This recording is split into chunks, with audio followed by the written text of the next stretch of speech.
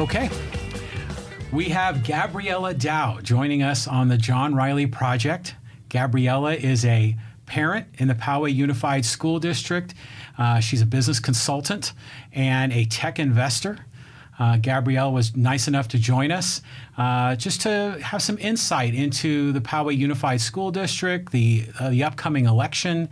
Welcome. How are you, Gabriella? I'm good. Good to see you, John. All right, nice to see you. In this wonderful setting. We're not at a board meeting, which is where we often we often see each other. Yeah, so this is my living room. So I've just kind of converted it into a little podcast studio, have some fun. And so welcome. Thank you. So, I got to meet you. I think at one point you were a volunteer on the school district's tech advisory committee. I was on the Poway budget review advisory committee. We got to know each other there. We've been following some politics here with the school board. I think both of us are reasonably active on social media. So, just wanted to get your take on the election and kind of where we are. Perfect. And call me Gaby. Okay, very good. Everybody Gaby eventually calls me Gaby. Okay. It's been an interesting journey. I am the mom of two boys. My husband Steve and I have two boys who are now 11 and 13. And I often think to the day in the parking lot of elementary school when one of the moms ran after me saying, "Can you please serve on our foundation board?" Or no, "Can you help us?" Okay. And I said, "Sure, I'll write a check. What do you need? What do you need?" And she said, "No, we don't need money. That's the problem. We've raised money. We're buying all these iPads, and we can't figure out what the plan is. We don't know how to train the teachers. We don't know if we're doing the right things. We don't feel like we're getting direction at the district level, and we're not sure if we're not asking the right questions. Will you please serve?" I currently serve on the advisory council for the, it's a advisory, I'm trying to remember, the industry advisory group, let's call it, for the San Diego Community College District. Oh, nice. And we meet twice a year. So that's the type of board you want to sit on, right? This is a foundation at what school? So this was at Valley Elementary. Okay, here in Poway. Yeah, here in Poway. All right.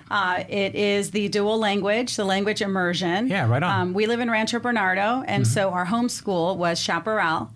So we attended Chaparral. When we first bought our house, the district at Chaparral was full, and so we had to have one son go to Painted Rock, amazing school, and then we had to have the other one at Chaparral, also an amazing school. But I had always heard about a dual language immersion program. I had to ask around, and finally one of the teachers said, "Oh, you're talking about Valley. It's 30 minutes away. It's in Poway. I'm not sure if you're going to want to go that far." I'm originally from Mexico, so Spanish was my first language. Yeah. My husband's from Philadelphia, so he learned Spanish, but in high school, but we didn't speak it at home. And for me, languages are so important, and I know how kids learn them young, that I didn't care how far I had to drive. I wanted to check out the program. And once I met Dr. Johnson, the principal at the time at Valley, and there were families coming from Coronado, from Del Mar. Yeah. We knew that you had to apply to get in, but we applied and got in. And then it's also a Title I school, so it's an immigrant community that is primarily served. And it was just a really incredible environment. I think it's one of the best things at Poway Unified. So it was at that school that the mom came running out to the parking lot. Good. We need help on the foundation board. I just think that's so great, the way there are certain schools that specialize in various niches. Like there's a Mandarin immersion program at another school. Westview High has an ROTC. Poway High has a 4-H. So there are an ag program. So I think it's terrific when schools can specialize like this, because they become sort of laboratories of innovation within a school district, and they learn. And so wonderful. I'm glad your family had a chance to explore that. And there are different specialties, that the other schools can pick up. So what are your children's names, and how old are they? So Evan is 13. He actually skipped a grade at Valley. It was very interesting because they learned the curriculum in Spanish, but they were taking the testing for math and for English in English, the state testing. So his last year at Valley, it became his last year, but he was in a 4th, 5th combo class. Okay. So he ended up skipping 5th grade because he started doing all the work with the 5th graders, all the work with the 4th and all the work with the 5th. So he is now in 8th grade. I used to have them closer together. Now there's an extra year between them. And then Alec is 11, and he is in 6th grade. Okay. And they're at Bernardo Heights. Okay. My parents live right across the street from there. We have all of our friends from the neighborhood. They're all like, "You're back." I know, right on. You're finally, back in the district. From Valley, we had to make a decision on what to do. It was a little bit sooner than we expected because Evan had completed all of the work already for 5th grade, and he was testing with the 5th graders. So that's how that started with math.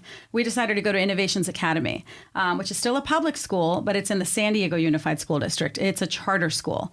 And that was a really interesting, just to get the different experience of project-based learning. There's no PTA. And so I kept saying, "Do you guys need help? Do you need me to fundraise?" Right. No, if you want to, we got it covered. Yeah. Am I allowed to volunteer? I was like, "Yeah, come whenever you want." It was just a very different environment. I remember, wanting to bring all the forms, to make sure the kids were still in gate. I didn't know what was involved.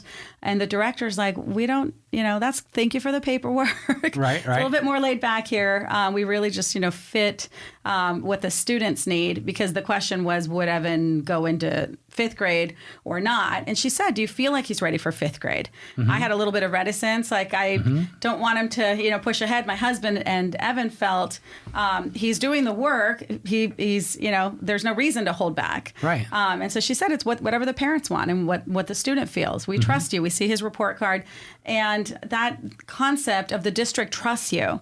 I understand with larger school districts, maybe they can't be as flexible, but it was just it was a different approach, and it was a different type of relationship, I think, with the administration.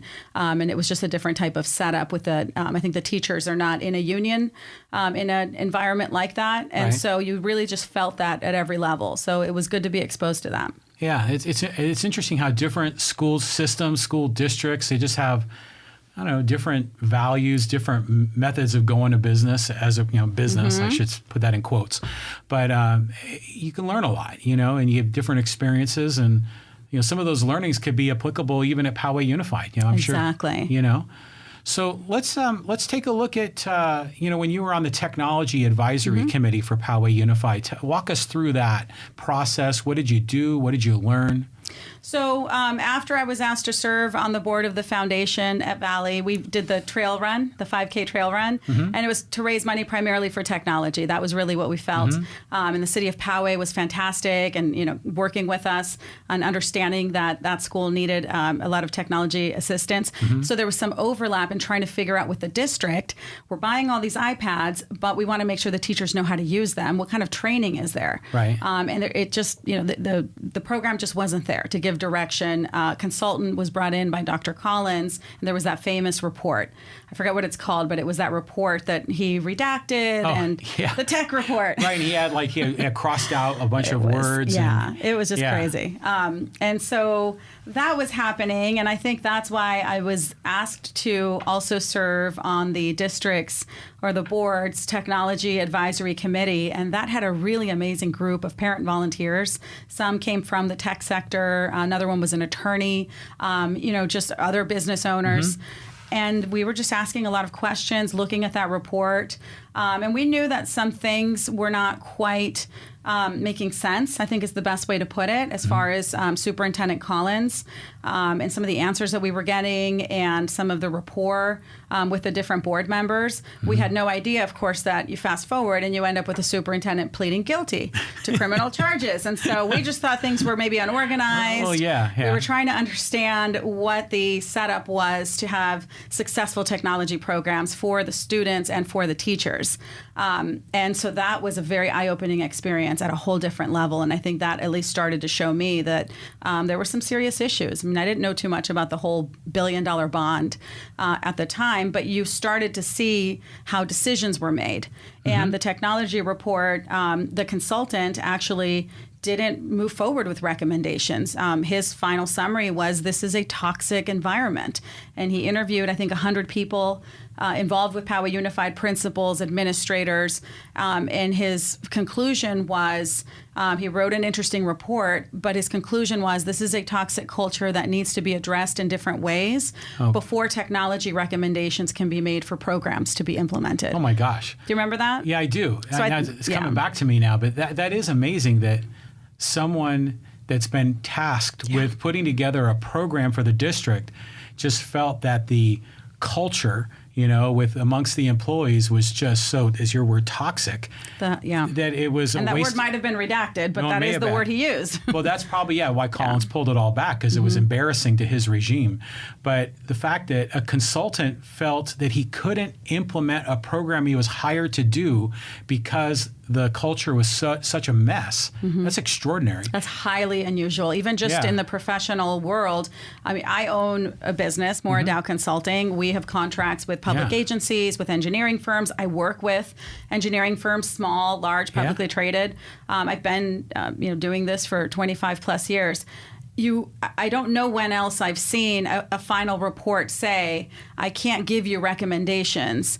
It's almost like I can't teach you how to drive the car because the person is drunk all the time. So let's address that before I try to give you some recommendations on how to park it and how to do step 1, 2, 3. Good for that consultant. Yeah. I mean, because that's the ethical thing to do. Completely. Yeah. Right on. I mean, it ended up being kind of a waste of money, to deploy this person, but the fact that they were brave enough, and that it takes a lot of guts to do what that person did, is to basically say, I'm sorry, but this is a cluster here, right. And I can't. Whatever I would propose is not going to be implemented properly, and then it's going to come back on him. So it's not like you can't propose best practices and recommendations. This is such a dysfunctional, toxic there's insight to the whole thing. That the best thing I can do is try to break it down and encourage you to deal with it.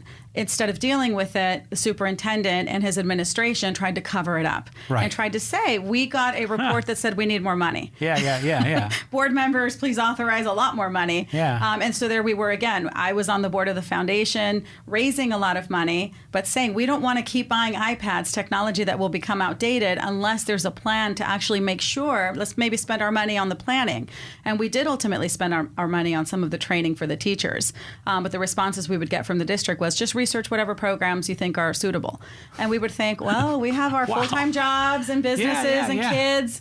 We're not I don't know that we're qualified to be researching technology implementation programs. We ultimately did pay for teacher training at USD. It was a wonderful program, but that's not the best way to do it. And, whatever parents and different foundations research and decide to pay for it, you want to have and what most districts have are visionary, long-term, cohesive technology plans that intersect and integrate with the curriculum. So that's what would make sense. That's what makes sense with any business, right? Or that's what makes sense even if you're just a homeowner. You don't ask your gardener to go out and research a stereo system and then you deploy that and you have something totally different for the electrical, or it's like you just wouldn't do anything that way. My sense has always been that for some people, they want to embrace technology in the schools, right?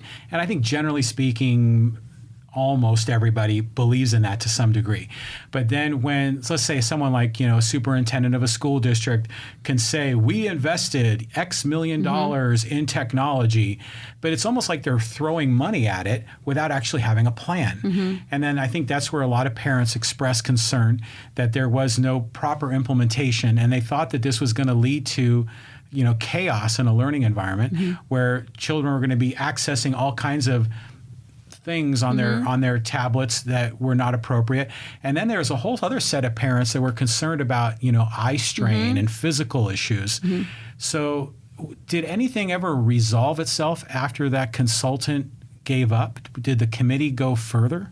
Well, we came after the report had happened. And so almost in response to the report. And once we started asking very difficult questions, I think some members on the board, and Michelle O'Connor was caught in the middle of that. I think she could have gone one side, which was to stand up to the superintendent and say, because I remember at one point we were asking for a job description. So we said, if we're providing feedback on what a chief information officer would do or a chief technology officer would do, can you give us the job descriptions for what your current CIO is doing? And that was somebody that Dr. Collins had pulled out of a school as a principal for some problems that were that were happening at that school because of that principal, and pulled him in to be his CIO. So I don't know that that person was particularly qualified. Really? Certainly not in the way that I understood CIOs. I worked with hundreds of them. And I remember saying, I'm talking to this person and something's just not clicking. And until one of the teachers said, oh, no, there's a whole different background there. And that's kind of how people find things out, I think, at Poway Unified.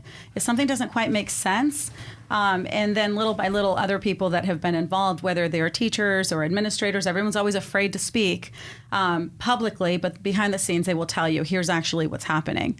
And so we asked for position descriptions so that we could see what the district's understanding of what are your current staffers in these positions, what are the expectations. That should be a public document. Yeah, of course. But we just requested it as a committee, and Michelle came back and said, Dr. Collins said you can't have that. And, we said, then that's when we said, well, that should be a public document. And she said, I'm just the messenger. I don't know what to tell you. And we thought, no. And I remember saying to her, you're not the messenger. Hey, she's the president of the school board. You're the trustee. Yeah. You're the public elected representative. Yeah. And there's no reason why you shouldn't have a job description. How do you know what your different managers are doing? So that already hinted that there's a problem. And the superintendent, I think, had a parallel committee that he stood up that would have different findings. And so that's where you started to see some of the things would start to uncover. The request for the job descriptions and some other documents that we decided as a committee normally would be public documents, but we couldn't get, is what led to the public records request that the committee asked me to do and that I agreed to do, which then led to the whole data breach, which was you're asking for a certain set of information. Part of what I got back from the district were some emails that had attachments with files that had all of the private information of 30,000 students, oh, that's right, of 70,000 parents. Now I remember that story. I mean, that was just such a crazy time to look at that. And I just remember sitting there looking at it going, am I really seeing this? Grades, medical information, really, nicknames for kids. I mean, it was these attachments, Excel spreadsheets, again, with 30,000 entries and all of the cell phones of every parent in the district.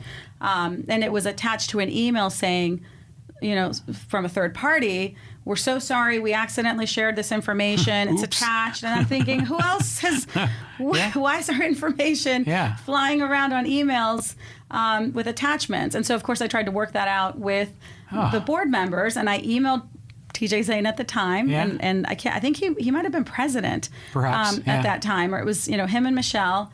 And it seemed clear that they were going to have the attorney who sent out the problem information, look and investigate themselves, which just wouldn't make sense. And so that's when I said, this is sensitive. A child could be hurt if this information was in the wrong hands, and immediately called the district attorney's office and said, could you please just take a look at how this information's being handled and how we make sure that some rogue person doesn't have a kid's grandmother's information. Who is allowed to pick up the child? Do they have seeing problems? What is their nickname? What's the cell phone? It really was an interesting time, but it was just like starting to see layers of major problems, and it wasn't until the public, I think, then started to see that there was actually financial undoings. And that's, I think, you were on the financial committee, so you were seeing a lot of different things than I was seeing. I was, and I'll get to that, but I want to explore this. It's interesting because for the longest time, there's always been people out with an outcry for this notion of transparency. And this is, again, back in the Collins regime where people, employees, parents, they always felt like things were done sort of behind the curtain, behind closed doors, and you didn't really know what was really going on. And it was for things that should have been, to your point, public. Because it's a public agency. Right. It's taxpayer supported. So it was part of the Collins regime to kind of cloak and protect and not be as open as a government agency should. But then, ironically, to what you explained, is that the incompetence swung it the other way, and then they were too transparent because they're sharing all this private information. I mean, completely careless. Yeah, just things that are, again, not best practices. Well, this is maybe because you have a CIO that is a former, principal, probably a well-meaning person, but not a technology specialist, not a person that's put together policies for loyalty is and the willingness to hide things, I think, are highly valued at the school district. Yeah. And so that does not end up producing best practices, and it creates problems. Yeah. So you're constantly trying to cover different things up. You're not able to explain things. Where I've, again, worked with hundreds of public agencies, mostly a lot of water districts, a lot of cities all over the country. And from time to time, you definitely see situations where, superintendents or building officials or, different levels, there are issues and people go to prison. You see that, but that's very uncommon. And what I would mostly see were incredibly dedicated and responsible public servants and leaders, whether it's a city manager or a superintendent or a general manager of a water district. What the teachers have gone through in this district, I think, is just incredibly difficult. The day-to-day employees are just doing incredible work. They're doing a lot more with less resources, but they do it. And when you see a district that is dysfunctional or that does have a toxic environment, you just, I don't think we're past, it's getting fixed. I think in some ways it's worse, not better. And so we're going to have to see. There's structural budget deficits. That's right there on paper, major problem. When you have other school districts that have balanced budgets, at a minimum, let's have a balanced budget. Yeah, of course. Yeah. So I could share with you my experience. And I ran for school board in 2014 and came up short, just 1%. And but one of the things that I campaigned on is having these sort of citizen oversight committees, because the city of Poway has done it so successfully. And I figured, let's implement what works, right? So they finally put together I think there were 4 committees originally, and the Budget Review Advisory Committee was created in the latter part of 2015. I think we had our first meeting in December. And I chaired the group, and I was very, very fortunate to have a vice chair, a gentleman named Gary Hamels, who had been a financial executive at Poway Unified, in management there for many, many years, and then finished off his career as the associate superintendent of business at the San Marcos San Marcos is doing an amazing job. Oh yeah, they're coming a long way, no doubt. So he's a great guy, and his son is a pitcher for the Chicago Cubs, and so I'm a baseball guy, so I loved talking with Gary. But Gary had huge experience in the notion of school district budgets. So we put together a plan where we were going to step by step go through each major functional area of the district and then get into a position where we can make recommendations. So we started that process in the spring of 2016. And then, we were approaching the beginning or the preparation of the 2016/17 school year budget that's usually approved in June. And a draft comes out in May. And we hadn't worked our way, obviously, through all the different departments, but we still wanted to weigh in on that particular item. And the associate superintendent at the time, Malaga Thalandi, was very cooperative with our group, but you're always kind of curious because she was part of the Collins regime, and you'd heard all these rumors about the finances, and she was in charge of it. Well, as we got deeper into this, and as we began preparing for the presentation to the board, this is probably like in early May of 2016. Gary Hamels and Malaga had been spending a lot of time together, and Malaga was, at the time, had just announced that she was going to retire. So she knew she was going to be out the door, and she became very forthcoming with information. I was surprised, but very pleased. And she was the one that alerted us to the structural deficit. And Gary saw that, and knowing what he knew about finance, says this is the issue. He could see exactly. Yeah, this is a big problem. And what we meant by a structural deficit was that the recurring expenses, the year-to-year expenses, were exceeding the year-to-year revenues. And so if you look at that structurally, we were overspending and in a deficit. But a lot of times that was cloaked because every once in a while you get a one-time gift of cash from Sacramento. And then it would kind of cover the structural deficit and make the budget look okay. But a structural deficit is eventually going to break. You are committed to spending more money than you know you're bringing in. Right. I get a lot of responses, and one in particular for safety. We are anticipating or we project that we could have this much money, and that's not captured.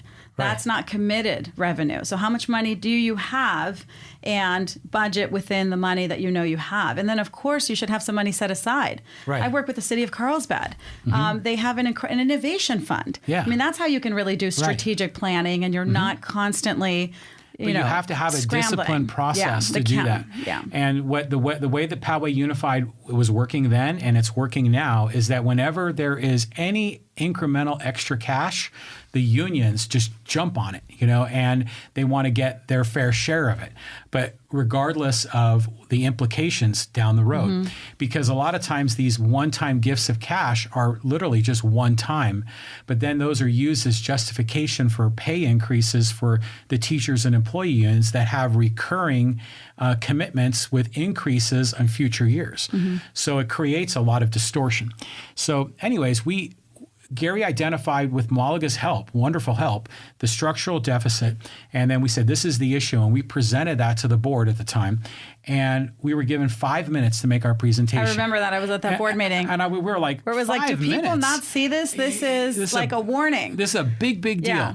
And we only had 5 minutes. And so as we got into this and explained it, Gary showed the numbers. And he said very clearly, he said, do not spend on any new initiatives right now, because in the future you're going to have to cut them, and start looking for ways to cut spending immediately, because you're going to be in trouble. And he had looked at the projections for the next 2 or 3 school years out, and it was big trouble, because not only was there the structural deficit, but we also could see that the pensions were going to be the increased costs there.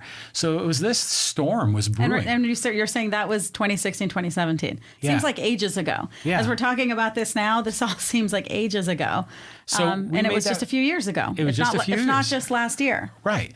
So and so this was on the heels of, I think it was in early 2015, they had just given a big pay raise to the teachers and the employees, again, justified on a one-time gift of cash from Jerry Brown.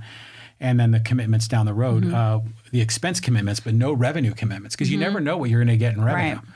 And teachers deserve a stable environment, and they need to work in a district that has a balanced budget, that isn't spending all of its money on attorneys and fights. Right. And so it's very difficult, because some people say, and I mean, I volunteered in all of the classrooms in elementary school, and I see how the teachers have to pay for everything out of pocket, just like parents and grandparents are home selling wrapping paper and the countless fundraisers. And again, at Innovations, it was a totally different environment. It's like things are just funded. Well, yeah, because it's disciplined. And you want the teachers to have excellent pay and smaller class sizes.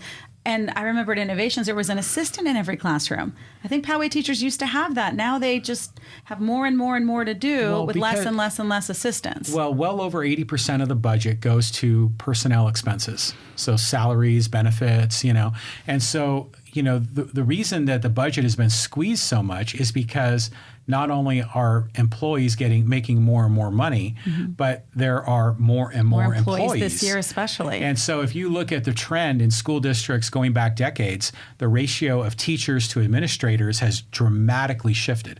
And so the ratio now, I don't know the exact numbers, but there's far more administrators today per teacher than there were, say, 20 or 30 years ago. And that's a lot of just overhead expense. And I know that those people do valuable work that's important, but you only have so much money to go around, and you've got to be able to reward the proper people the right amount of money so they have a fair living wage and they're treated fairly.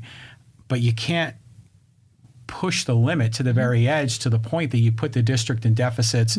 You risk exposing taxpayers to more financial calamities. And we already had the $1 billion bond. We still have, right? We still have those massive payments, which what are we paying for? Right, what are we going to get for those hundreds of millions of dollars? We're just putting the money in some investors' pockets. I think the key word is balanced. We're not balanced. You have to have a balanced budget. You have to have balanced leadership and decision making. And Poway Unified has gone to a pretty, certainly unbalanced budget. But I think what we've seen on the board is that it's been unbalanced in the way that it's been governed by TJ, Michelle, and then Darsh came on board. And that also did not add to healthy balance of responsible sharing of responsibilities and decision making. I think even just the way they used to rotate positions, and then all of a sudden it became voted on, or it was just decided by that 3 majority, and it hasn't served them well. That's one of the sad things. And we're dealing now with safety issues. That's, to me, how things have changed now. That all seems like a long time ago, because now we're dealing with threats of school shootings. Yeah. I mean, it's a different. It is different. We're at a different level now. We are. For teachers and students. We are, and you're starting to see that in some of the campaign literature of some of the candidates. They're embracing school safety, which is great. That makes sense. Of course. But, to your point about the 3-2 majority, it was just, I knew quite a bit about it, but I was blown away when I had the podcast interview with Charles Sellers, because he really, he was just so frank. Just so blunt in his explanation of it. And yeah, there's a group of 3 that, and there's a smaller group of 2. Well, when you see it at the board meetings, even if you just walked in and didn't know anything, it's so unhealthy. But it's embarrassing to watch, and it's just the way it is right now. It's almost like Congress, where it's like the Reds and the Blues are fighting each other. And the ironic thing is that the parties of these individuals kind of are intermingled. But it's an unhealthy relationship, and it's almost like, I hate that group and they hate that group, and it's just it's improper for what I would expect of an elected representative that's being a steward of of our taxpayers, or their trustees of our school district. So what Charles shared with me was just unbelievable. I know you had watched that podcast. I thought I knew a lot, and I've been out of it for a little bit. Again, you're busy running your business and doing your day-to-day family, having fun. But this is, I think, one of the most impactful public agencies in our lives. It's the local schools. If you're a homeowner, it's just part of the community. And if you're a parent, your neighbors are all in it with you, but yet people don't really know what's going on. They don't. And there was the interim superintendent, Dr. Tony Apostle, really incredible person. He asked me to come into his office with some other community leaders. One was a military, retired military, and other local business owners. It was a very small group. I think it was only 4 of us. And his number one concern was school safety. Coming from a school district in Seattle, he saw gaps immediately and said, that's what keeps me up at night, is if there was an incident, we don't have the proper protocol in place, and I would not have control of the situation, and I can't imagine what the teachers and the students would be under. At that time, and I can't remember exactly if it was end of 2016 or end of 2017. That just wasn't even really on our radar. And I remember me and one of the other community members that was there was like, oh, this is Rancho Bernardo, Poway. That's not an issue. We're not like a Seattle. But that was a huge concern for him. And he put together a list of, was it the 8 or 10 recommendations? School safety was at the top. And Michelle and TJ refused to sit down to meet with him to review the list, because he had dared to speak with families in the district that were considered the enemies, and so he had to go. He later said to me, I didn't know I wasn't allowed to talk to certain people, because there's kind of that culture of, oh, we don't talk to them. And he said, and I would never have agreed not to talk to certain parents, because that's not the way a superintendent governs. But he was, pretty surprised. And I think disappointed that, we paid for him to be here. And he had incredible expertise. I think he would have been an amazing superintendent for us. But he put himself available for a permanent superintendent, but I don't know if he was even interviewed. We had the majority that didn't even want to meet with him. And lo and behold, a few months later, school safety is the most important thing. And we have the, threats graffitied on the school after Parkland. Parents are really opening their eyes to that. And you can have a huge forum and say this is the most important thing to us, but it needs to be important when you're doing the early planning, and we have to get ahead of it. Exactly, and make use of the resources that are already invested, and just working on that a year before that the threats and the incidents is what a responsible trustee would do. At least listen to him. Right. And maybe you'd have the reaction of, oh, it's not so serious in our community, but at least obviously listen to him. And I attended the safety forum, and it was a huge stage. And I thought the DA. This is right after the RB Of High course. incident, right? Yes, yeah. But parents, like I said, it takes everything to a different level. It's very different than, are we budgeting appropriately for iPads, or are people stealing money within the district? Is the superintendent it's a whole different thing. Taking vacation days he's not supposed to, if something were to happen at my kid's school, are the teachers protected? Are the students protected? Are we prepared to deal with it? And so you can have, a huge event. I thought the District Attorney Summer Steffen and her team did an amazing job. They're prepared. They've been working on these issues for many, many years. But when it came to actually looking at the safety plan, I attended also at Rancho Bernardo and Bernardo Heights, the community forum, where Darsh said, we have a safety plan. They kept saying, we have a plan. And I kept thinking, but Dr. Apostle was very clear. The plans are not updated. Have they been updated in these few months? And I actually went down and looked at the plan, and it had a date of, I think it was like 2013. And it was, no, this is not updated. And there are, things in here that talk about like 9/11 bombs. That's not the huge concern right now. We have school shooters. Right. So that's something that we have to be identifying. So I had to follow up with that, and talked with one of the sheriff's representatives from Poway. And he said, we used to do drills and we used to meet, but gosh, we haven't done that in a while. We should do that. And so, it's a very delicate subject. You don't want people to be unnecessarily concerned.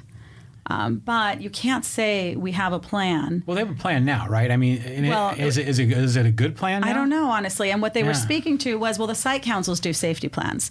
And there's there's board video where TJ, after the huge event had been put on, so how many hours were spent, right, to have the TV cameras and to say, we are so on top of this issue.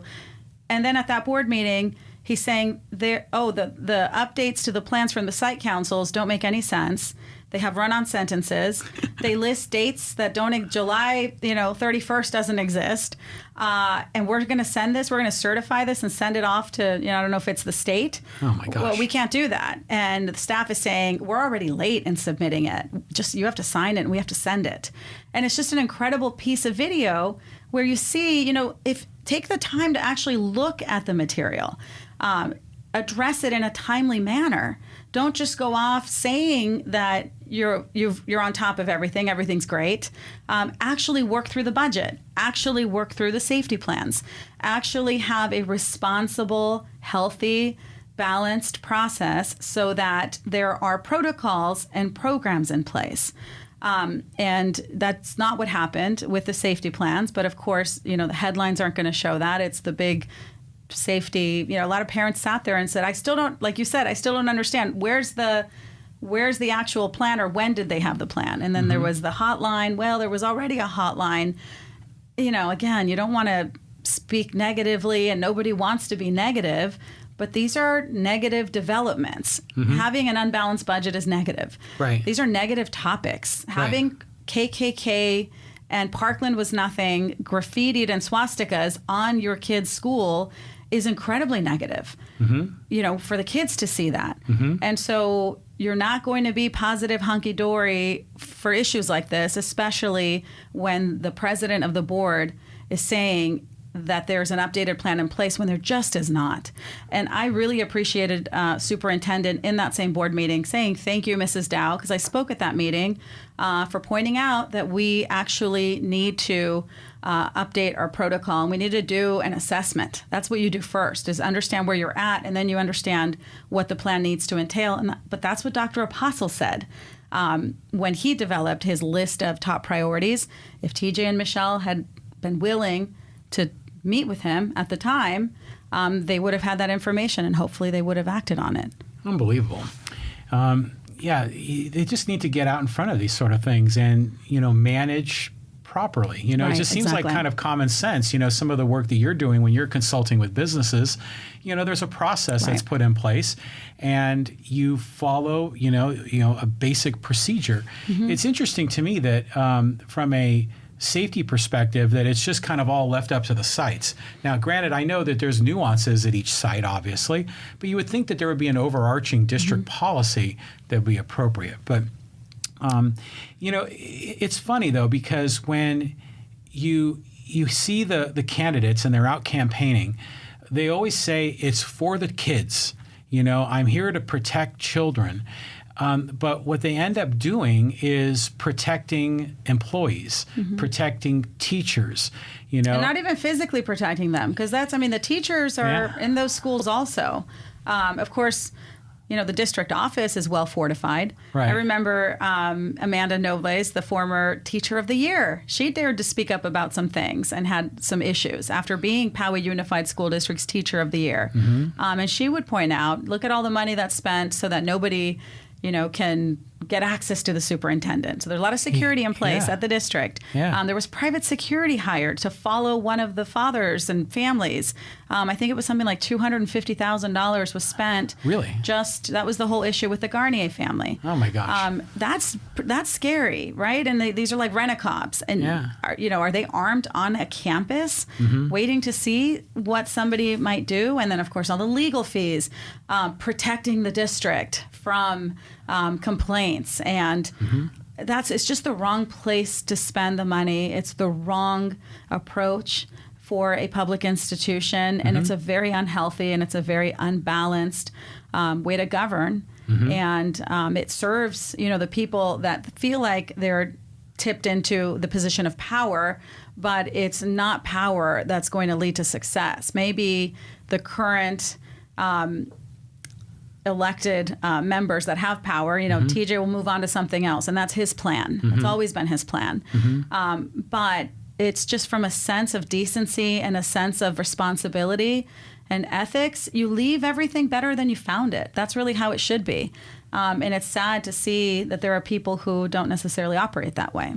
No, it's interesting because politicians behave differently than, let's just say, the regular folks, right? Like you and I, because they just want to put a positive face on it. They don't want to upset anyone, and they just want to then be able to move on to the next opportunity, right? And I think we see that with some of the candidates that are running right now in these races. But going back to what I was saying earlier, you see all this notion, it's for the kids, it's for the kids. And then when Charlie Sellers was here, he was saying, well, if you want to help the kids, you hire more teachers, so you have more staff, to your point, the assistants in the classroom, you hire more of them as opposed to that made. As opposed to giving your existing teachers more money, because that doesn't help a kid. And the teachers, I don't know if a lot of people really know this, but they're the way that they're paid is that in an existing contract, they get raises nearly every year. They have this notion of called step and columns. Every year, seniority for the first approximately 10 years, they get a raise every year. And then as they get more credentialing and more degrees, they get additional raises. So there are still opportunities to reward teachers, but I think, to your point, a balanced approach, an approach that is looking after school safety, an approach that's looking out to provide better resources in the classroom, more innovation in the classroom, that would be helpful rather than having, once money is on the table, having like a pack of vultures come and swoop down on it. Because they deserve to be well paid, and they deserve to have assistants in the classroom, and they deserve to have fully funded music, arts, technology. That's right. And they deserve to have a fun, happy, positive, non-toxic environment.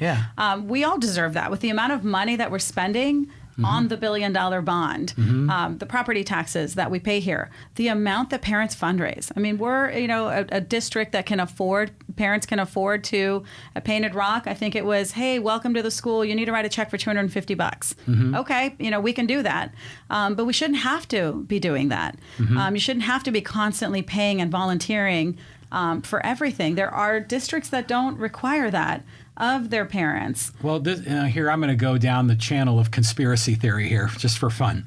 But sometimes I've often wondered this because, the teachers and the other employees are always getting as much as they can out of the budget, so they're compensated as much as they can. And it makes you wonder, do they skimp on properly budgeting school supplies? And think that, oh, well, parents will donate for that, so let's carve out some of that money from the school supplies and let's just provide that as more and more money for existing employees. I've often wondered that because it's silly. it's absolutely silly that parents are being, teachers are begging parents just for tissue paper and dry erase markers and things like that. It's just unbelievable. There's plenty of money to go around, but it's being spent on priorities that don't make sense. Well, I was at a foundation. All of the foundations would get together at the district. It's interesting because then you start to see the issues at other schools. And there were, some of the parents were saying, why are we paying for light bulbs? Like, that's what some of our money is being used for. And granted, I think it was the light bulb for the projector. Those can get very expensive. But then a father from another district was saying the same thing as you, and tissues. And that's what they're telling us they need. Yeah. We're used to capital campaigns or as part of a long, multi-decade plan, or at least multi-year plan. Yeah. We want to have a performing arts center. We want to have a solid robotics and coding program. Yeah. How do we pitch in for that? But they need erasers, and there doesn't seem to be a plan for anything. So you would just see that there was a frustration. Yeah. Well, it's almost like, you feel like these teachers are like in poverty or something, or at least their budget for their classroom was poverty level. And it was just insane. No, and they really don't have the supplies. I remember. Well, I know they don't because. And Valley gets Title I money. So that's an interesting thing where they would at least get, I think, more federal money than maybe some of the other schools would. But I remember seeing all of the books and the teachers, resource area on the floor. And there were some of the classrooms, they had like bins, plastic bins with just a bunch of books in there. And I just remember thinking, you can't even see what the books are. And I asked, maybe you need bookshelves. I thought maybe that's something that the foundation could pay for. And they said, well, we keep putting it in as a request, but the district keeps telling us they don't have the money. And again, they have plenty of money. Right. And we now see, well, I had an engineering firm that was moving. They had a bunch of bookshelves they were giving away. And I said, please, let me have as many as possible. And then called around with parents trying to deliver them. I finally had to hire a moving company that day. Well, and it's like, here's a parent having to bring bookshelves. That's just stupid. I mean, I'm going to be blunt. There's too many administrators. There's too many people in the district office. There are too many non-teachers that are in the class, that are in the school district. And they're spending too much money on people when they could be putting a lot of that money to providing the necessary supplies so people can teach. It's like the priorities are just whacked.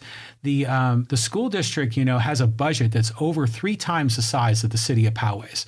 It's, hundreds. And the city of Poway employees are amazing. I've worked with some of their staff. They're incredible. The department directors. Yeah.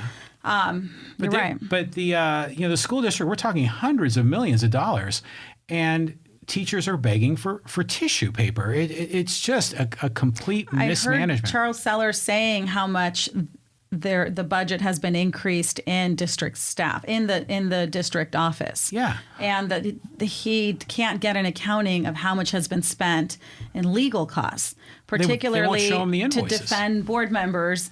At some point I do want to talk about, it's fascinating to me that you have board members who do weird things like blocking people on social media. You don't need to do that. I mean, elected officials primarily don't do that. They get wacky comments. I work with a lot of these elected officials and public agencies. You're able to deal with it. You don't need to be blocking people. And then that was, I think, where there was that ruling with President Trump that was blocking constituents and reporters from his Twitter, and that was found to be unconstitutional. Right. So you have self-imposed behavior. Yeah. TJ and Michelle make the decision to block selective people who are being negative, who are asking them questions. And then they have to get attorneys to defend them, but they won't let the other board members know how much that's costing. Yeah. It's just like, why is that what we're dealing with? Right. Yeah, and the way Sellers explained money it on. is that the 2 of the board members are being sued because they've blocked people from accessing their Facebook pages, and they say that they can do it because it's my personal page, it's not my public figure page. But then the school district decides to go in and defend them because they're school board members, but it's not a public figure page. So your legal defense is it's twisted. This is all personal. Yeah. But you're having the district spend our money. Right. Our taxpayer money is not going into the schools. It's going to defend your personal page because it's the page where you talk about board issues. It's just and so unbelievable. it's disingenuous at all the different levels. This goes back to just what this school district, because of the $1 billion bond, because of the mistrust, because of the lack of transparency, what these board members need to be doing is to be extra open, extra transparent, extra public, and then listen. You have 2 ears and 1 mouth and use them in proportion. They need to be listening to people, not blocking people. They're That's a representative of the constituents. And it just is very upsetting when you see this sort of thing occur. And it's difficult. But again, elected officials do it in special districts, cities, all around the region, all around the country. You see special circumstances like you have this Ben Calascio, Democrat in El Cajon. Yeah. So he also was sued for blocking. And so now they're having to deal through that issue. I mean, that's kind of a special situation, just people who are acting incredibly irresponsibly. I think that's what we're seeing with TJ, Zane, and Michelle. They're acting irresponsibly. And so from time to time, you get these, little flashes, and you just don't want it to be something that actually takes over the entire institution. Right. And it really becomes a problem. Well, here's kind of an interesting analogy, and I don't want to go too far down this path, but the whole Kavanaugh thing that's going on in D.C. And then did you see well, you saw, I think you posted it, the video clip of Jeff Flake in the elevator.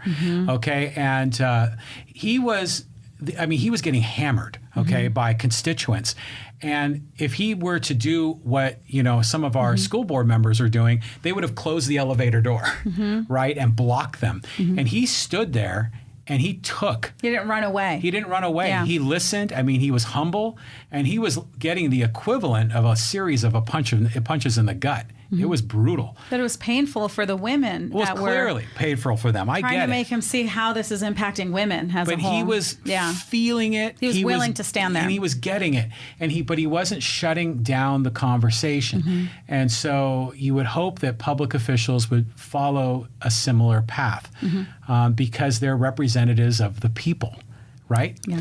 And there's nothing like losing the public's trust. Oh, no. I've seen it in so many different communities. Yeah. There's an agency I'm working with in Marin County. They did have an issue with the district attorney having to prosecute a general manager. The community was very upset. And there wasn't trust for a long time. But professional managers have come in. The new board members have truly worked together, have listened to their constituents, have implemented best practices, and trust has been restored. Yes. So I see it in different communities, and I just don't see it happening here yet. It's like Poway cannot move forward and heal and trust be restored when some of this toxic activity continues. And what I hear from the parents, speaking now just as a mom, the parents are just tired, and they don't want to see negativity, and they don't want there to be negativity. Yeah. And I get that, especially when it's so close to home. It's the school. Yeah. But yet you look at how is your money being used, and again, why are you having to pay for all these things, and why doesn't your teacher have more support? Yeah, it's just insane. That's a negative development that does have to be addressed, and you have to have the difficult, like you said, you have to have the difficult conversations, but it's also just do the responsible work. Yeah. Just actually read the reports. Read the reports, follow the advice of people that are giving you advice, whether they be interim superintendents or IT consultants. But, there is still, issues related to transparency. There is still toxicity that exists within the school district. And now we have some elections that are coming up in about a month. I can't believe it. Okay. Yeah. And so there's now 3 races that are going on. There's Area B, which is here in Poway, and there's 3 challengers running there, no incumbents. Area C, which is mostly RB and a little bit of Penasquitos, and you have 2 incumbents running against each other, and then 1 challenger. And then in Area D, there's 1 incumbent and then a challenger. And this is all after the districts have been gerrymandered. Yeah, and I was going to say I've been involved, and I still don't even know what's what. Yeah. The whole districting process was just incredible to see. Oh, yeah. We had the majority of 3 people that chose the districts. They chose them in such a way to protect their interests. It's interesting when you look at a map of the Poway Unified. It's 100 square miles, roughly, about 10 miles by 10 miles, and 4 of the board members live within a roughly 1 mile radius, and they carved that 1 mile radius, which is roughly 2 miles in diameter, into 3 districts. just to protect each of these incumbents. And now as a result, in one race, Michelle O'Connor Ratcliffe, she is going to be a heavy, heavy favorite to win that particular race. And then in the District C or Area C, you've got, TJ Zane, Charles Sellers, Terry Norwood. TJ Zane chose that district. It's a district that leans 11% plus somehow it just to the carved Republicans. out in a way that's very advantageous, right? Very Where advantageous. I had somebody from the Democratic Party and the Union saying, it's not gerrymandering. He put himself in a district that doesn't have this or that. And I said, by your exact description of he put himself in a district, that's the elected official choosing his voters, not a balanced map that makes sense for the community. Right. And where, how sad is it to be a candidate that can't just run on your merit? That isn't, I see public service as a sacrifice. You step aside from your business and, you're successful ideally in other pursuits in life, but you're willing, like you were when you ran, you're willing to step in and do that difficult work of reading reports and it's not just about TV interviews or getting attention for the next race. To not be able to just run based on your true accomplishments, based on the merit, that's, it's almost like sometimes cheating takes more effort than just doing the work. My husband always says that to the boys. Always spend time just doing the work, and you'll earn, the grades, or you'll earn the achievement, whether it's in sports or whether it's in the classroom. But to have to carve and, they're always plotting and everything's very calculated. And, I always ask, like, what job did TJ step away from in order to be a public servant? Or is this just an extension of what he's always done, which I understand, and what he describes himself to be a political agitator? So that's basically the job, right? Is to just try to pull in one direction in a pretty extreme version, because I work with primarily Republicans. I have a lot of incredible mentors who were Republicans. I'm no party preference, but I was a registered Democrat, and I got fed up with some things after working at the White House and after seeing some things in the Democratic Party. But there are balanced conservatives, they're all over our city and our county. And it's just strange to me to kind of take your political agitating and then bring it into especially your schools. I mean, what I hear from all of my Republican friends is like, hey, wait a minute. We want Republicans to win, but this is affecting our schools. Like, this is not what we want. It's like a little too close to home. Do that maybe, at national races, but we definitely don't want this mess in our schools. There's so many paradoxes in this race. And let me just respond to what you said. You're no party preference, so am I. So I'm not Republican. The true independent, right? Yeah, I'm not Republican. Yeah, well, yeah. He said, I got such a laugh out of those ads. TJ Zane, the independent. It's just interesting. And, regardless, you see this with a lot of candidates. And you look at the slogans that they put forward, and you compare that to what the reality of what they vote for. And they often are completely the opposite. Or they're, like, for example, there are Republican candidates or Republican incumbents that are hardcore Republican, but yet are supported by a teachers union, which after they had made scathing remarks about unions. The unions are the enemy, which they're not. Yeah, so you have That's this. What's This so is crazy. this is a weird deal. This is, I guess, strange bedfellows. Then there are other cases where there are candidates that are, proclaiming to be champions of taxpayers and of fiscal responsibility, but then they're also endorsed by those same teachers unions or employee unions that demand so much compensation that it puts the school district into the structural deficit. Right. The absolute opposite of what a taxpayer So would that's want. fiscally irresponsible to do that. But it's just that incestuous relationship where the unions back the candidate and then the candidate backs the union. So the unions give money to the candidate, give support to the candidate, and then when the candidate is elected, they in turn give those employees more money, more pension, more bonuses, more benefits. Well, and the candidate's job has been in a party that has trained their side that the unions are the enemy.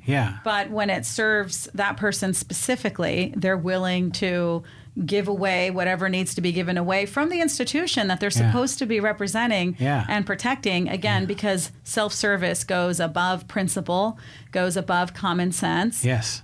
It's, I think it's just irresponsible. And the question becomes, will people become informed?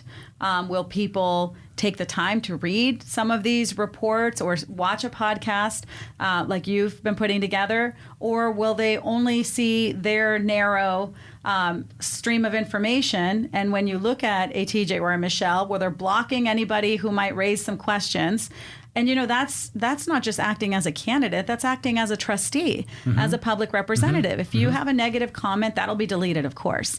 And it's unhealthy. It's very unhealthy. Maybe we should do Yelp reviews for them so they can't delete the negative comments. You know what people do, though, is people know, and they're talking to their friends, and they're talking to their neighbors, and most of the criticism that I see are from Republicans that say, this is not what we want for the future of our party locally. I mean, there are a lot of them very upset what's happening with the Republican Party, obviously under the Trump administration. This is not the direction that they want, at the national level. Of course, the party chairman, Tony Kavarik, is stepping down because it's not the direction. And certainly the young Republicans, but a lot of, again, my mentors for many years, that's not the direction that they've wanted to go in. But right now, what is the alternative? And so I think it's, community members just trying to figure that out, who are going to be the leaders. It's up to the voters to get beyond the feel-good slogans, to get beyond, we all, if they're supported by teachers, they must be good, to kind of get beyond that and really look at what are the proposals that they're presenting, what are the innovative ideas, their big ideas that they're bringing forward, and try to be skeptical when you see people are endorsed by parties or if they're endorsed by unions. Then really think about that and understand what that really means. So it's on the voters to really pay attention. The problem, of course, is that a school district, the vote is so far down the ballot. The congressional races are going to get a lot of attention. Of course, in the city of Poway, there'll be a lot of city council. But by the time you get to the school district, most voters aren't experts, I would say. But you also have the candidates selecting their voters, and most people putting their name up for public service, that's not their full-time job. Like Charles spoke, he's a CPA, he's a true taxpayer's advocate, but he has a business to run. Yes. And he has not been, working the party machine for decades, and knowing in house by house, literally, voter by voter, Boy Scout troop by Boy Scout troop, business by business, like exactly what I have to promise and what I have to do and what I have to be and what so there are some candidates like TJ Zane who it's just this machine and that's really all they do. I don't know that that's the best public trustee, that's really a person that can govern. It's a different, it's a different approach, but your average person is not is just not going to muscle their way into carving up a district and kind of having the machine plow through, kind of like you're speaking of Kavanaugh. We're going to ram this person in one way or another. And it's just, again, it's very disheartening, especially for our young people to see that this is the process. And maybe this is the reality of how it's been done in the past, but this is not how it's always been. And this isn't how it works in every community. I work with a lot of very balanced board of directors, public agencies. This is just not the type of environment that you want for the people even that are in that environment. I feel bad for the new employees that have come onto Poway Unified. I mean, it's a very difficult environment. They're stepping into a hornet's nest to a degree, and unbeknownst to them, because they probably think, oh, this is a lovely school district that has all these great scores. And I've read all about it. And a wonderful community. We've lost a lot of teachers, a lot of the best teachers, administrators. I think they have a job to do. They have a passion. They want to do it well. And Poway Unified wasn't always the place where they could do it. And so it's been interesting to see a lot of leaders that have left at High Tech High, or I talked about the principal at Valley Elementary. He went off to Lakeside School District. He's now the superintendent. They have a balanced budget. They have fully funded arts, fully funded robotics. And, from everything I hear, it's a really great environment. My friend is the president of the school board at Santee. I used to call her for advice on the technology, and she was just in shock. Like, what do you mean you guys don't have this plan? And, who are you working with? Don't you have? What about your CIO or your tech person? It's not like this in other places. And no. I don't know how we're going to fix it here. It's really, yeah, you're right. It's not like this in other places. Mm-hmm. What's interesting is, as I've been doing this podcast, I've had an opportunity to interview candidates and incumbents here in the city of Poway, running for mayor or for city council. And so you talk to them and you learn that, generally speaking, Poway is a pretty well-run city. It has a consistent string of balanced budgets. It has a very healthy reserve. In fact, the reserve was almost too much, and they had to deploy some of the money because they were too fiscally prudent. So the city here is run so well, and you start to, I'll make a offhand remark when I'm speaking with a city council person. Gee, I wish the people at Poway Unified follow the same practices. And then sometimes the eyes roll. Well, they say we really don't appreciate that people think it's Poway that caused this mess. You're right. The city is well run. Yeah, but the district is called Poway Unified, although a lot of the schools are in San Diego. They are. So, you start to maybe also look at City of San Diego. Hey, you also care about kids and education. A lot of the schools, I live in Rancho Bernardo. I'm in the city of San Diego. I've talked to council members for the city also, and their response is, we've got enough going on at the city. Good luck. Good luck with what you're trying to do because, at the school district. We just can't get involved. Yeah, of course they can't get involved. But I just think it's just so amazing how different they are in terms of the way they're managed, their culture, their discipline. It's just completely different. And then, it's interesting is there's some voters here in Poway that I've gotten to meet, either in person or through social media. And then when there's conversation about the school board, they just sort of shake their head. They're like, I can't figure out what the heck's going on over there. It's just a mess. And it's always been that way. And then when I ran in 2014, people told me that I was nuts.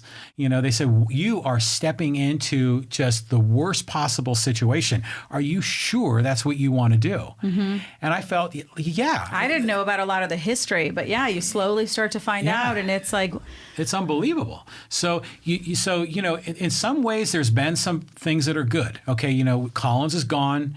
His regime is gone. There's still lingering pieces of that culture that are there that need to be removed. But you also have members of the board. Right. I was going to say the board, at least. I mean, Todd Gutzchow, I used to have coffee with him, and just the level of professionalism was so different, where you had true responsible adults, honestly, is the way that I'll put it. True conservatives, where, you wouldn't dare spend more money. You would have a balanced budget. You would make decisions that would make sense. Right. Then you get into the actual bond. Yeah, he made a bad decision there. But I mean, I thought the world of him, Todd, rest in peace. Yeah. But, and the same with Mark Davis. Good guys, and generally speaking, they made good choices. They made a bad decision on the bond, the $1 billion bond. But, and I think the public could have been more involved to make that decision, because I do remember having conversations with some of the board members at the time, and they said, what else were we supposed to do? The public wanted new facilities, but they didn't want to pay taxes. And so we wanted to give them, again, to get reelected, we wanted to give them what they were asking for, and this is just the way we did it. Well, don't make decisions. I mean, my gosh, it's just a school board, right? Unless you have higher aspirations. Did you live here then when that was going down, when the vote was going in 08? I did, but I was working with, leading a startup, GovPartner, and I was all over the country, in Houston, all over the East Coast. In fact, a lot of friends, when we sold the startup, GovPartner, they said, oh, you're back now. And I said, well, I was never gone. I always lived in Rancho Bernardo. I used to live on the west side, and now we live a little bit more, east of the 15. And because my kids were starting school, and so I was always here, but just wasn't really paying not even that much attention to City of San Diego. Carl DeMaio was my councilman. I went to go meet with his office. I thought it was so wonderful. I've got this young councilman, and he's using technology. He's got a mobile app. This is great. And then I started to kind of really see, who this councilman was and started to get up to Right. speed with what had been happening at my city and then, of course, at my school district. Yeah, it was interesting in '08 when I think it was '08 when they were going through this bond process. This is before it became the $1 billion bond. And for me, as a taxpayer, as a kind of a fiscal conservative, when I'm looking at a ballot, it's extremely difficult for me to ever vote yes on a bond. Right. Okay. Right. So usually on almost every bond, no, no, no, no, no. And so Unless you specifically know this is something but those are very much the exception to the rule. So when this whole thing was going down in '08, there was this big vote in here in Poway, and I guess maybe parts of San Diego for this portion of the district.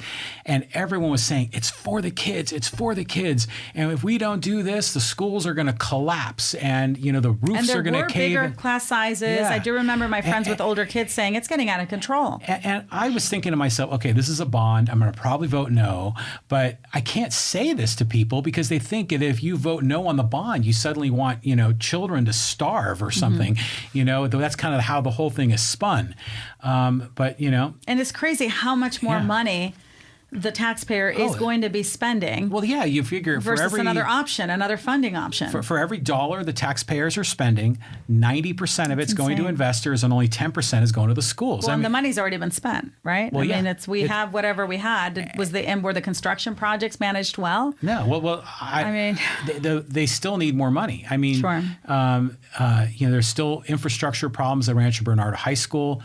The Poway High Gymnasium is just ridiculous. I mean, you go in those locker rooms, they're just awful. I just came from parent night, and that was what struck me, was the PE teachers begging for washing detergent. Yeah. We're desperate. Well, that's part of the operating soap. budget. We need soap. And I thought, oh, here we go again. I'm back at I'm back at Poway Unified. They spent a great deal of money. It didn't really solve the problems that they promised they were going to solve. Then on top of it is that you don't start paying the bill until I think about 2033.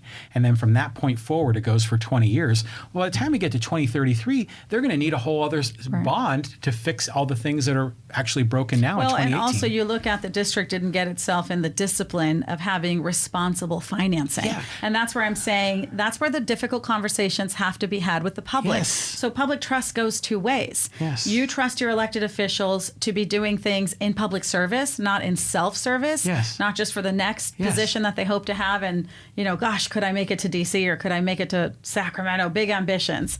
Do that on your own dime. Well, that's how the city of Poway does it. They run it's a very structured, disciplined process. Almost always they have a surplus.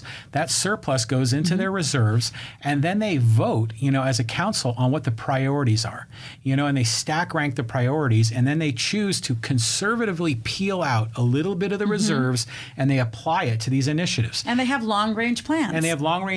Yeah. So, for example, they're redoing, they're burying the electric lines along the Spola. Undergrounding, we're seeing in all the communities. That's been like a big initiative they wanted to do forever. Then they're also talking about doing a redo of rebuilding the community senior center. That's going to be the Cafania Center. But again, they've saved money for it. They're not going out and financing it with bonds that make the costs extraordinary. So it's a disciplined process. And that's the thing that is just so mind-blowing is that Poway Unified School headquarters is just a few miles from Poway City Hall. Those two need to get together and learn from each other. Well, the learning probably go in one direction, so it's remarkable. And it's incredible that it's not a large school district, but my husband's from the East Coast. His sister married a German, and they live in Hamburg. I have family in Norway. I have family in Spain. I have family in Mexico. We have friends all over the country. And when we get together, people, and it's because so much is shared on Facebook, so you kind of get caught up to speed on what people are doing. The number one thing that I get asked about is, what's going on with your school district now? Tell me. Yeah, it's insane. It's like months after, 6 months will go by, a year will go by, and I'll try to explain some of what's happening, and they just cannot believe it.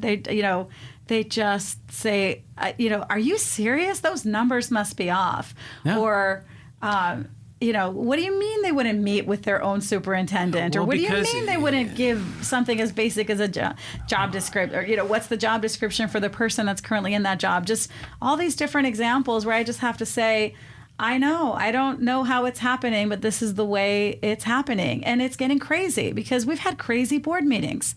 Some of them are scary. And even after Collins has been ousted. Right. I know that was actually what was a big eye opener for me was, okay, once my first time ever speaking in front of the Poway Unified School Board was as a member of the foundation to talk about the 5K run, the big annual fundraiser. And I spoke Dr. Collins's praises. I said, we're a nationally recognized school district. I repeated the talking points. And he goes to the White House. Why is everyone yelling? I didn't know why the teachers were there in their shirts and screaming. And I thought, oh my gosh, I have my boys with me.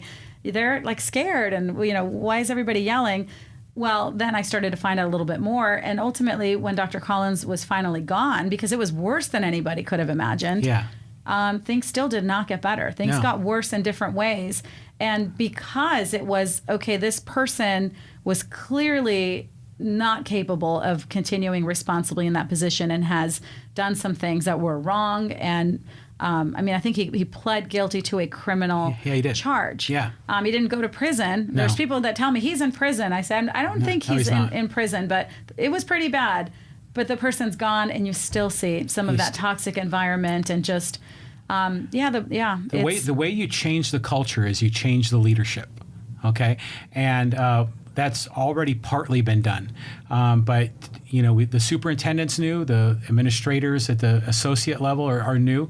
But the school board is, there's still people on the school board that were aligned with Collins that remain on the school board. And the superintendent didn't come into a healthy environment and didn't come in a fully transparent manner. No. And that's not fair to the person. No. But it's, again, it's, okay, here we go. We're going to start to repeat some of the negative I guess I'll call them habits at this point. It's just what you're seeing in the district, and it's not good for anybody. When I hear my parents saying, vote them out, just vote everybody out, I have to say, hold on a second. Well, there's some good ones. There's Kimberly Beatty, who's been there, fighting and asking questions. And I think because she asks questions and because she refuses to just rubber stamp things or has refused to, kind of play the game of like, what do I need to say just to be part of the crowd? And God knows what new billion-dollar disaster we might be creating, but let's just all do it happily together. She's seen as somebody who's negative. But again, these are negative topics. And you can't just smile and tell everybody everything's better, but not acknowledge the fact that you're back in debt.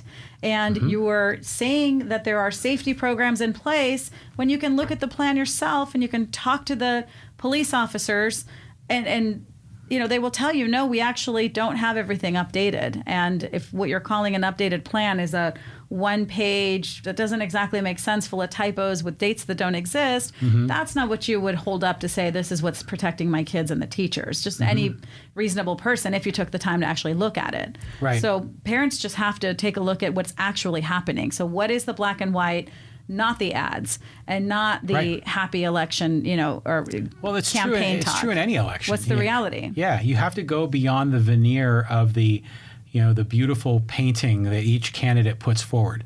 And I think with incumbents, you have to be skeptical. You have to really look at what their voting record is and what their behavior has been as a board member and what they've spoken out about. Because some board members are brave and some are cowardly. And some will just try to skate by so there's no problem created so they can move on to new opportunities. So, this process is interesting, as we're going through meeting with candidates and learning. I've only had one school board member that's visited me, and there's an open invite for any other candidate to come here, whether you're an incumbent or a challenger. Well, if you're not a voter in that specifically carved district, you probably aren't a person that some of the candidates are willing to talk to. So, for example, I'm very disturbed that our current board president, TJ Zane, doesn't answer questions. Everybody's familiar with that automatic reply. Sorry, I'm not reading the emails. Send your question elsewhere. But there are very specific questions, and there just hasn't really been the setting, to find out, like, what exactly is your job? And, how will this budget be balanced? And why were you saying that there was a safety plan in place when the plan has been acknowledged to not be updated at the time that you were saying, we're on top of it, everything's updated? Why didn't you meet with Dr. Apostle? Right. So, everyone else is willing to answer questions and talk. How are you the leader at the level of the president, and you are just unwilling to answer questions, right, unless it's with that specific Republican voter who, you're pretty clear on what they want to hear, and you'll just say what each person wants to hear, only if they are in your district, right, and they're going to potentially be voting for you. It's unbelievable, So these people, they're representatives of their district, but when they were elected, they were elected at large, right? And so, they were put there in that place as an at-large candidate, and they need to be responsible at large. But even a person that is a trustee of a district still needs to be open and still needs to communicate and be transparent with all the parents in the district, not just the ones that can potentially vote to reelect them. Right. And that has nothing to do with party. That's just a respectable, professional adult leader where give me the questions. Everybody makes mistakes. There's nothing wrong with not doing everything in hindsight exactly the way that you would have, you would now decide to do it. But you have the conversation, you're open, you answer the questions, and you grow from that. You don't just, block people and then put out a different narrative of no, none of that happened. This is what happened, when the people that were actually there, are showing the documents and saying, let's address reality. Right. And the reality is it's not getting better. We are in some ways, because we're not on a healthy path to balancing the district and balancing the budget, it is getting worse. Yeah. It is. It is a problem. And the people that are endorsed by the unions are the ones that are proclaiming to be fiscally responsible, which doesn't match. At least in the current environment, it doesn't match. So, you look at these three races. Here in Area B, there are three people running. We have one that's endorsed by the teachers union, one that is a community dynamo that has done a lot of work here in the city of Poway, but is also supported by teachers as opposed to the teachers union. And then the third candidate we already mentioned is Kim Garnier, who's been extremely vocal, has been an activist, and has been partly responsible for the ouster of Collins. So here, this is our district who we're voting for. I haven't made up my mind on who I'm going to vote for. Seriously, I haven't. And I'm going to get to a point where I'm going to do endorsements. I think that'll be kind of fun since I have a podcast. I'll tune in. I'll certainly tune in. Yeah, so, but I want to give all the candidates a chance to come forward so I can learn and meet them. I've extended invitations to all three of them. Kim Garnier said she's going to come in.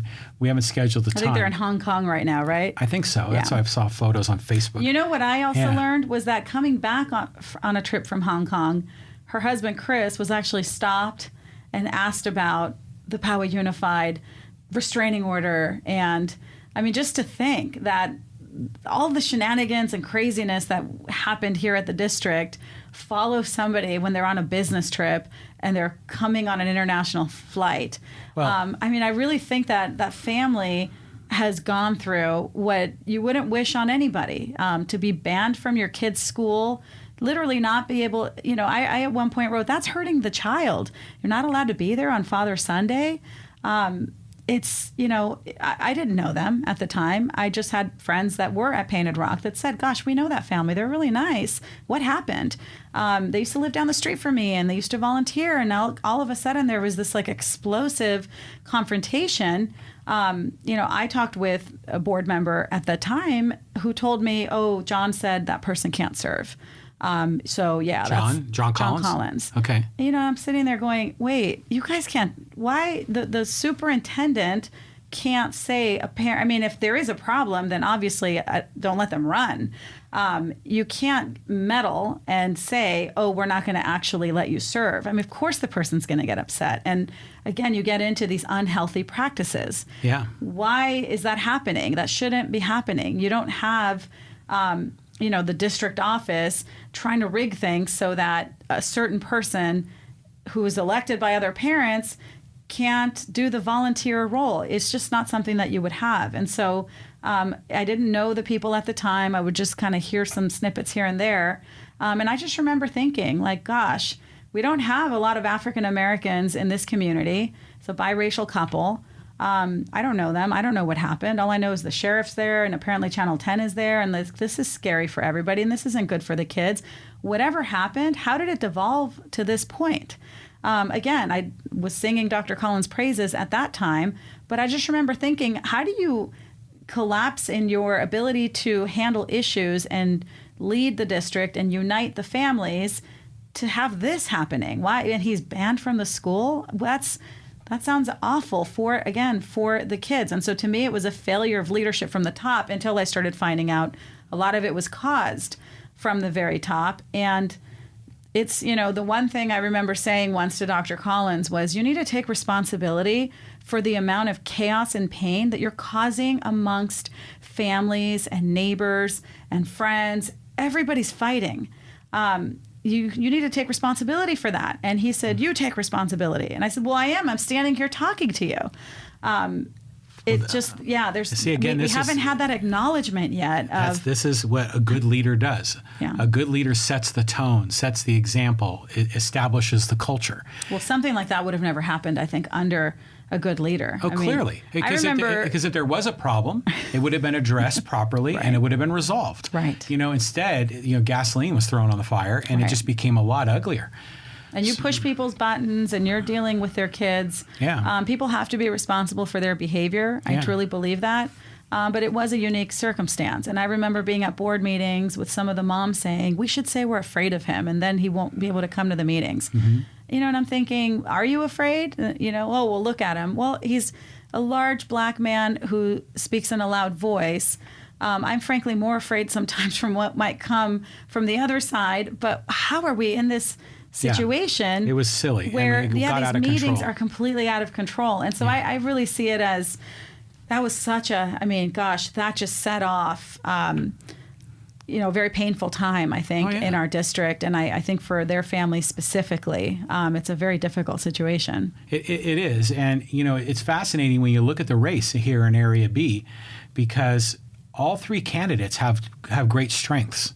I don't know. Ginger, I think, is one of the candidates. Ginger Couvret is... Which I hear wonderful things about. Very involved, right? Extraordinarily involved. I mean, she was the president of the Poway Sports Association and has done so much at Poway High and for youth soccer. And she's a community dynamo, one of those volunteers that just does so much. She ran Jacko Smash, which was a huge fundraiser effort for special needs families. And then I don't know the other. I've met him. I've seen Kevin him before. Juza, who I've invited here on the podcast. I don't know much about him, but he is backed by the teachers union. So he's going to have huge support. And I don't know about you, but on my Facebook feed, there's a constant 20-second video of him talking about his children and the reasons he decided to run for office. And there's a heavy stream of it. So you've got a candidate that's backed by the teachers union that's going to get gigantic support and endorsements and mailers and all kinds of money backing that candidate. A community dynamo that's extraordinarily well known and liked, and then another person who is a community activist that has made a lot of friends because of their bravery, but has also created some enemies. Mm-hmm. And so how is this going to sort out? I mean, right now, if you told me I had to bet, I don't know who I'd pick. And that's why I'm really interested to see how this race turns out. The other race, Area C, which is Zane, Sellers, and Norwood, that race the district was chosen in advance. And so I think very specifically. Yeah, so Zane is going to be a heavy favorite. I'd be shocked if he didn't win. Yeah. But I think that much in the same way that people are just in shock about what we see with the Trump administration. A lot of people, voted for him. People in my family are the biggest Trump supporters you'll ever meet. Yeah. So we have some interesting conversations. But things are getting, just really crossing the line. And they're just like, okay, it's been great, but let's have it be over soon because, it's difficult and very painful in different ways. I think that it'll be interesting to see how people vote. And like I said, a lot of, not Republicans, I don't know about that district specifically, but a lot of Republicans I know say we're all about, at all cost, plotting and get out there and get them, but don't do that stuff in our schools. We don't want favors and that type of leadership when my kid's about to go into elementary, kindergarten. Yeah. Save that for your hacking and, do that somewhere else. So there's, and then of course the people that do look at the actual financials, again, do that with your money. Don't put my district into debt. And I'm sick of having to pay out of my pocket for things that the school needs. So it'll, I think a lot of people might have their conscience lead them in a different way when it comes to voting. I think more voting against TJ Zane. Now, who they actually do vote for, Charles, I think has, my view has been, where have these people been to set things right during an incredibly difficult time? And I think Charles has been very steady, and he and Kimberly Beatty have stayed focused on doing the right thing. They haven't been very effective because of the block of three that have been doing, I think, some very irresponsible things. But when Charles said that he voted against those raises, even though his wife would have received the raise, that was just such an incredible moment for me, because here you have, and I think he's an independent also, right? I don't know if he's a Democrat. Yeah. Oh, even worse. Here you have a Democrat saying, I'm going to do the financially prudent thing, and I'm going to be responsible. Because he's a CPA. And vote no to put us in debt, even though a lot of that money would come into my own household, and my wife's going to be maybe pretty upset. And then you have the supposed conservative Republican, the longtime party operative TJ Zane, don't let the unions get out of control, and let's be responsible. And he's the one that's voting for whatever the union asks for and putting the district in debt because of that vote. And the Democrat is doing the responsible thing at his own personal cost. Yeah. It's like Bizarro World and Superman, where everything's the opposite. So, but here you have a Democrat acting in such a responsible way. Wouldn't it be great if the Republican also acted in such a responsible way, and then we would have, I think, like at Poway, responsible adult governance. Well, you would hope that, structure. And the other Terry, I think you said Terry Norwood. Yeah, and I know her also, and she's wonderful. Very nice she would person. make a wonderful board member. So that's going to be an interesting one. Well, it will. I mean, you figure that you look at that race and you got Zane, heavy favorite. It's 11% GOP, skewed district. You've got a candidate who is a Democrat who in Sellers, who now has been branded as anti-labor because he didn't vote for the raises, and then that has opened the door for Norwood to get the Democratic Party endorsement. And then all the unions are supporting Zane because he's always voted for the well, and I think they're pay raises because of what's to come, right? So promises are made, and sure, do it with our money. Why not, right? So structural deficits be damned. Right. They want to make sure they get what they want. So now Sellers is in and a large they're doing degree, their job. They're at the negotiating table. You're just supposed to have somebody on the other side of the negotiating table saying, okay, let's come to an agreement that's healthy. Right. I mean, if the union's job is to get as much as possible, they're doing what they do for their members. Of course. But if TJ Zane's on the other side saying, well, okay, if I give you that, will you give me the endorsement? And can that then help me in different ways? Again, there you have a very unhealthy situation. If instead he's a true conservative, he's fiscally responsible, and he says, okay, but let's take a look at the overall health of the district. We can't do that much, but we can do this much. That would be the responsible thing to do. You would think. You would hope. You would hope. But that's just not how the system is operating. So, I think to a large degree, Sellers is an underdog in that race. I think Norwood, may play the role as a spoiler, I think to a degree, because they're going to, what Democratic vote that is there, it's going to probably be split. It'll be parsed, and that'll make the path to victory easier for Zane. Right. That's my prediction. So again, that's carved in a very specific way. Right. And I think even having an additional person introduced. And then in the third race, in Area D is O'Connor Radcliffe going against Stan Rodkin, a former... I don't know Stan, but I've heard great things about him. And I can't find his website. I've been trying to find him because I want to invite him onto the podcast, and I can't get a hold of him. And Michelle O'Connor Radcliffe, she's welcome to join us here as well. But that would be good to see. It would be good to see. I can't imagine why TJ wouldn't sit down with you. I don't know. It's what you do as the president of the board. Why Michelle wouldn't want to come and talk to all of her constituents? Yeah. So, I haven't reached out to them specifically, but I've consistently said verbally and in social media that everyone's welcome. And, and what I've done in the interviews that I've done with the candidates is I haven't really debated them or challenged them. You know, I've had very minimal resistance because I always saw it as an opportunity for them to share their platform, give insight to their background, their history, so voters can get a sense of their character. I do the same thing with Michelle or with TJ or any other candidate. If they wanted to come on here, I'd let them tell their story with minimal resistance. So we'll see. But I think in that race, though, Michelle I remember when she ran in 2014, she's very, very savvy. She's has a large network of people that support her. She was the largest vote getter in the 2014 election. I voted for her. Okay. Because she looked great. Well, she is, I think, going to be a heavy favorite in her race.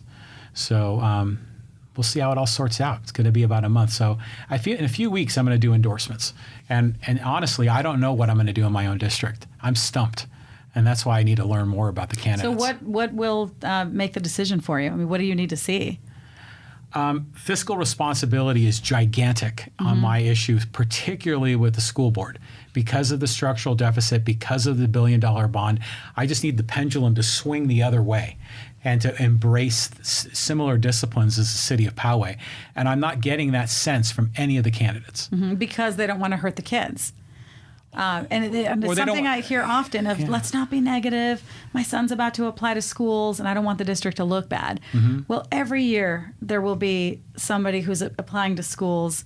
But at some point you have to address things or, let's make those cuts, but not just yet because I don't want next year, an activity to be cut. It's very difficult. It is. Well, whenever you make cuts, people are affected, but you can't continue to spend more than you bring in. I mean, it's just irresponsible. Right. And so now I've seen some chatter from people in social media that are generally supportive of the teachers that maybe we need to have a parcel tax. That would be some additional line item on our property taxes to not only fund the $1 billion bond, but also to provide more resources to the school district. And I'm like thinking, oh my gosh, can't we just live within the means that we already have?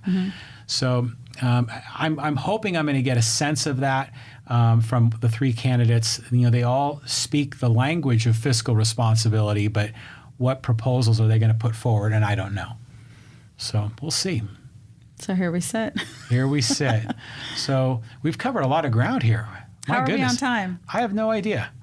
It's 6.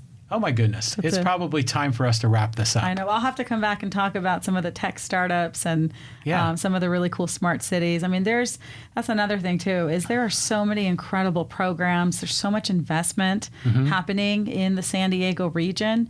And you just want our kids to have those programs. And you want, our community to have those partnerships and to really be producing the workers that we need in San Diego that Qualcomm needs, so they're not having to hire from out of the country, much less out of state. Well, we'll definitely have you back. Yeah. I think right now we're in the midst of this election season, but we still got to talk about your Tesla. We'll talk about electric cars. We go into all that. I know you installed a charging station in your garage. Love it. We have one in our garage.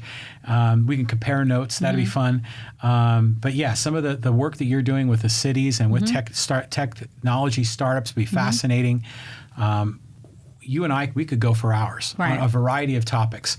But let's wrap. I love what you've created here. This fun. Is exciting. Yeah. It is. So let's wrap up this conversation. I know you have commitments tonight, and I'm going to try to sneak out to, I think one of the Poway candidates is going to have a get-together, so I'm going to try to poke my nose in. So you're so involved and dedicated. Are you going to run again, do you think, ever? Maybe. Who would be? I have no immediate plans, and I don't know what I'm going to do. Yeah. But I might. I don't rule it out. So we'll see. I do have incredible respect for people that put themselves, up for public office. It's very difficult. So it's definitely something to applaud. Even the candidates that I'm extremely disappointed in, that I don't agree with, and that I don't think should be reelected, still at least they, were willing to step up and it's a massive time commitment. It is. That's not just to run for office, but also to be an elected official. Yeah. And it's, to your point, it's a huge sacrifice to their family because they're not out, earning a far better income in the private sector. Well, some of the boards I work with, though, they are not the mess that we see here at Poway. Things are just well run, and you're in and out within an hour, and things are organized. So hopefully we'll get to that point where we just, again, I think, have a high functioning, well run school district for the sake of the kids and the teachers. Yeah, I hope so. Okay, well, functioning as well as a Tesla, right? Because Right. I highly recommend if anybody was thinking about that. Gaby That's Dow? our goal, to get to a Tesla school district. Thank you for coming. Thank you. You are a wealth of information. You have plenty to say. You always share your opinion, and you do it in a respectful way. I appreciate that, and we'll have you back sometime soon. Fabulous, of course. Thank Thanks. you.